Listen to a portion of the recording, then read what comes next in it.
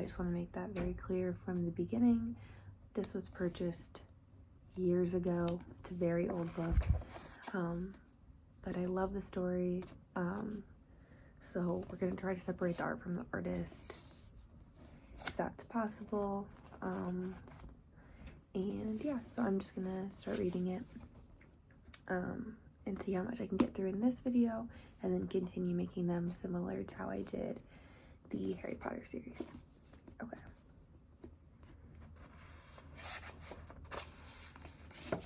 The Lightning Thief.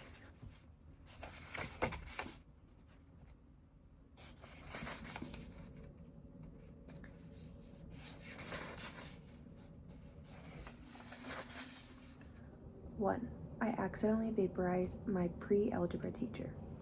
Look, I didn't want to be a half-blood. If you're reading this because you think you might be one, my advice is close this book right now.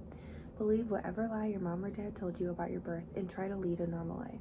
Being a half-blood is dangerous. It's scary. Most of the time it gets you killed in painful, nasty ways.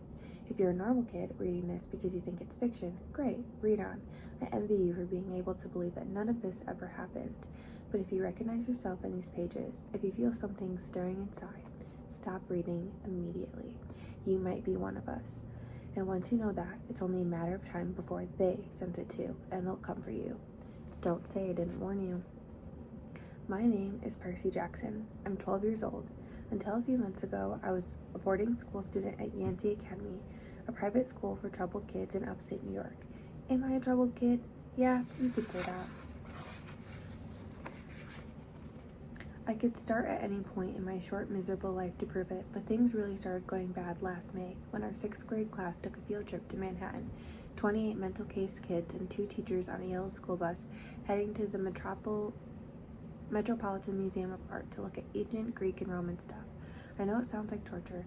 Most Yancey field trips were, but Mr. Brunner, our Latin teacher, was leading this trip, so I had hopes. Mr. Brunner was this middle-aged guy in a motorized wheelchair. He had thinning hair and a scruffy beard and a frayed tweed jacket, which always smelled like coffee. You wouldn't think he'd be cool, but he told stories and jokes and let us play games in class. He also had this awesome collection of Roman armor and weapons, so he was the only teacher whose class didn't put me to sleep. I hoped the trip would be okay. At least I hoped that for once I wouldn't get in trouble. Boy, was I wrong. See, bad things happened to me on field trips. Like at my 5th grade school, when we went to Saratoga Battlefield, I had this accident with a Revolutionary War cannon. I wasn't aiming for the school bus, but of course, I got expelled anyway. And before that, at my 4th grade school, when we took a behind-the-scenes tour of the Marine World Shark Pool, I sort of hit the wrong lever on the catwalk, and our class took an unplanned swim. And the time before that, well, you get the idea. This trip, I was determined to be good. All the way into the city, I put up with Nancy Bobofit, the freckly, red-headed, kleptomaniac girl hitting my best friend Grover in the back of the head with chunks of peanut butter and ketchup sandwich. Grover was an easy target. He was scrawny. He cried when he got frustrated. He must have been held back several grades because he was the only 6th grader with acne and the start of a wispy beard on his chin. On top of all that, he was crippled. He had a note excusing him from PE for the rest of his life because he had some kind of muscular disease in his legs. He walked funny, like every step hurt him, but don't let that fool you. You should have seen him run when it was enchilada day in the cafeteria. Anyway, Nancy Bobofit was throwing wads of sandwich that stuck in his curly brown hair, and she knew I couldn't do anything back to her because I was already on probation. The headmaster had threatened me with death by in-school suspension if anything bad, embarrassing, or even mildly entertaining happened on this trip. I'm going to kill her, I mumbled. Grover tried to calm me down. It's okay, I like peanut butter. He dodged another piece of Nancy's lunch. That's it. I started to get up, but Grover pulled me back to my seat. You're already on probation, he reminded me. You know he'll get blamed if anything happens. Who'll get blamed if anything happens? Looking back on it, I wish I'd decked Nancy Bobofit right then and there. In-school suspension would have been nothing compared to the mess I was about to get myself into. Mr. Brunner led the museum tour. He rode up front in his wheelchair, guiding us through the big, echoey galleries, past marble statues and glass cases full of really old black and orange pottery. It blew my mind that this stuff had survived for 3,000 years. He gathered us around a 13-foot tall stone column with a big sphinx on top and started telling us how it was a grave marker, a stele, for a girl about our age. He told us about the carvings on the sides. I was trying to listen to what he had to say because it was kind of interesting, but everybody around me was talking, and every time I told him to shut up, the other teacher's chaperone, Mrs. Dodds, would give me the evil eye. Mrs. Dodds was the little math teacher from Georgia who always wore a black leather jacket even though she was 50 years old. She looked mean enough to ride a Harley right into your locker. She had come to Yancey halfway through the year when our last math teacher had a nervous breakdown. From her first day, Mrs. Dodds loved Nancy Bullbuffet and figured I was devil's spawn.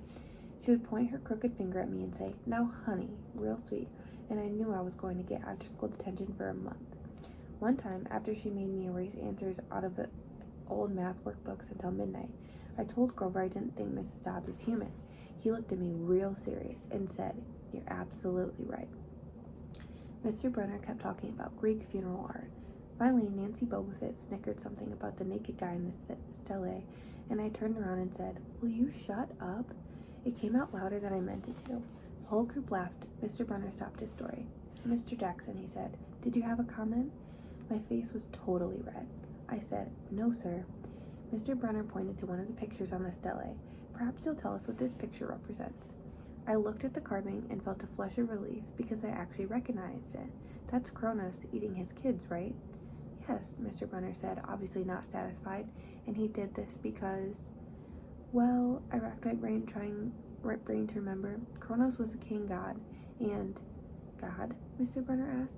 Titan, I corrected myself, and he didn't trust his kids who were the gods, so, Kronos ate them, right? But his wife had baby Zeus and gave Kronos a rock to eat instead, and later when Zeus grew up, he tricked his dad, Kronos, into barfing up his brothers and sisters.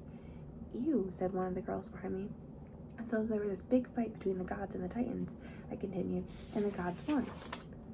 Some snickers from the group. Behind me, Nancy Bullbuffet mumbled to a friend, "Like we're going to use this in real life, like it's going to say on our job applications. Please explain why Kronos ate his kids." "And why, Mr. Jackson," Brunner said, to paraphrase Miss Bullbuffet's excellent question, "does this matter in real life?" "Busted," Grover muttered. "Shut up," Nancy hissed, her face even brighter red than her hair. At least Nancy got back too. Mr. Brunner was the only one who ever got her saying anything wrong. He had radar ears. I thought about his question and shrugged. "I don't know, sir." "I see." Mr. Brunner looked disappointed. "Well, half credit, Mr. Jackson. Zeus did indeed feed Kronos a mixture of mustard and wine, which made him disgorge his other 5 children, who, of course, being immortal gods, had been living and growing up completely undigested in the Titan's stomach. The gods defeated their father, sliced him into pieces with his own scythe, and scattered his remains in Tartarus, the darkest part of the underworld. On that happy note, it's time for lunch. Mrs. Dodds, would you lead us back outside?" The class drifted off, the girls holding their stomachs, the guys pushing each other around and acting like doofuses. Grover and I were about to follow, and then Mr. Brunner said, "Mr. Jackson." I knew that was coming. I told Grover to keep going. Then I turned toward Mr. Brunner. "Sir?" Mr. Brunner had this look that wouldn't let you go, intense brown eyes that could have been 1,000 years old and had seen everything. "You must learn to answer my questions," Mr. Brunner told me. "About the Titans?" "About real life and how studies apply to it." "Oh, what you learn from me," he said, "is vitally important. I expect you to treat it as such. I will accept only the best from you, Percy Jackson." I wanted to get angry. This guy pushed me so hard. I mean, sure, it was kind of cool on tournament days when he dressed up in a suit of Roman armor and shouted, "What ho!" and challenged a sword point against chalk to run to the board and name every Greek and Roman person who had ever lived, and their mother, and what god they worshipped. But Mr. Brunner expected me to be as good as everybody else, despite the fact that I have dyslexia and attention deficit disorder, and I had never made above a C- in my life. No, he didn't expect me to be as good. He expected me to be better. And I just couldn't learn all those names and facts, much less spell them correctly.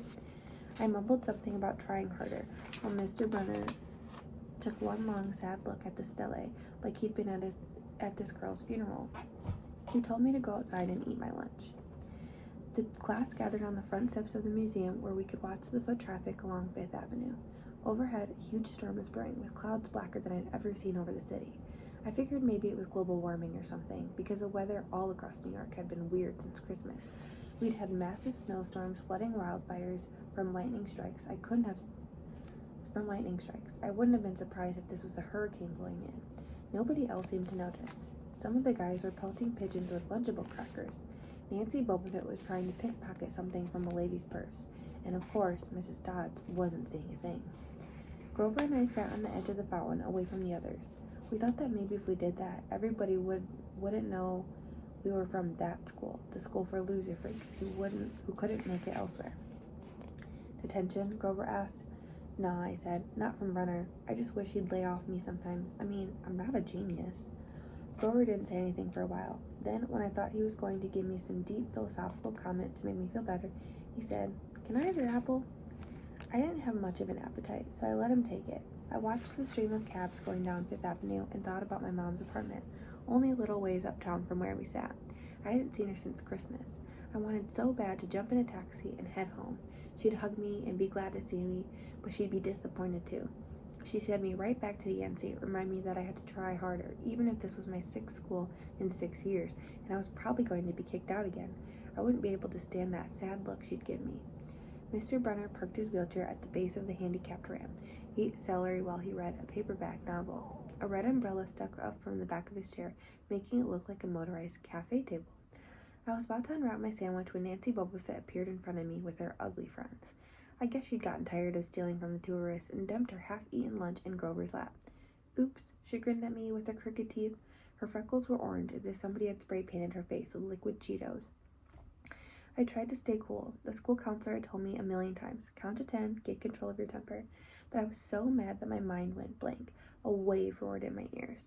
I don't remember touching her, but the next thing I knew, Nancy was sitting on her butt in the fountain, screaming, Percy, push me. Mrs. Dodds materialized next to us. Some of the kids were whispering, did you see? The water, like it grabbed her. I didn't know what they were talking about. All I knew was that I was in trouble again.